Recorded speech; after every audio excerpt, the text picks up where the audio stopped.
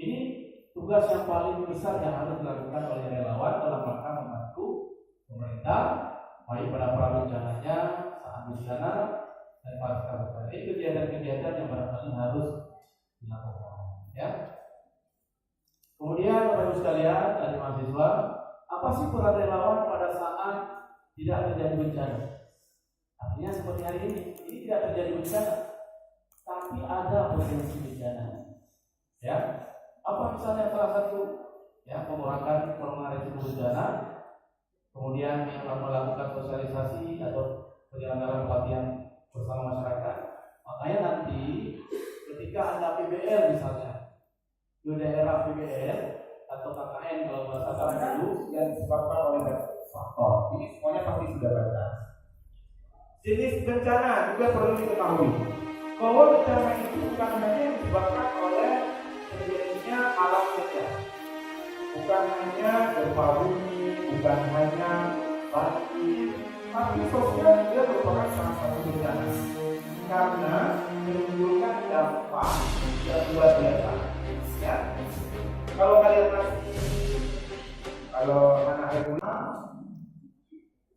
kemudian kebakaran, ada ledakan, industri, pabrik dan sebagainya, dan juga kecelakaan. Ini juga dikatakan sebagai bencana akibat ulang dari manusia.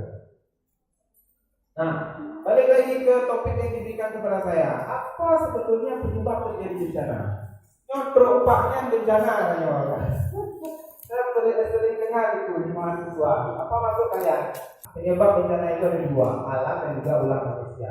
Alam ini ya yang sudah kita sebutkan dari contohnya, banjir, gempa, longsor, ya, angin topan, yang semuanya disebabkan oleh alam.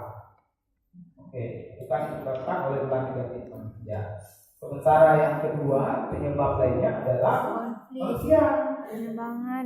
Nah, saya teringat dari salah satu yang disampaikan oleh Pak Pasti, filosofinya jauhkan manusia dari bencana dan jauhkan bencana. Berapa menit lagi? Ada lagi lagi ya. Oleh karenanya, Bapak Ibu sekalian, yang penting sekali untuk kita ketahui adalah bahwa kita harus beradaptasi dengan bencana. Gak mungkin kita pindah dari Aceh ini hanya karena tadi kita sudah tahu bahwa kita berada di patahan bumi. Ya, jadi kita harus beradaptasi atau berharmoni.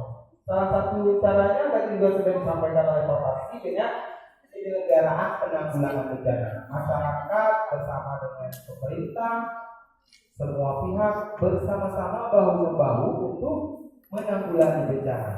Bencana yang ditanggulangi itu tidak hanya pada saat sudah terjadi bencana atau setelah terjadi bencana, tetapi dimulai dari sebelum terjadi bencana.